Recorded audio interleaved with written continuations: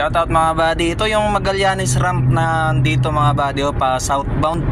Dito yung nadali yung yung trailer na chariot dito yung sa poste ng 286 itong 288 na ito, diyan nadali yung kabady natin at Ito, 286. ayun 286.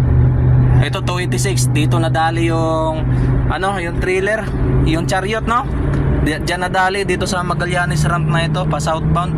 Tapos Martes nangyari yung chariot tracking na yun na trailer, doon siya bumangga sa 286 na poste ng Skyway. Then nung Sabado naman ng umaga, yung tanker naman sa 288 na poste. So magkasunod na dalawang poste, yung trailer 286, yung tanker sa 288. So napaka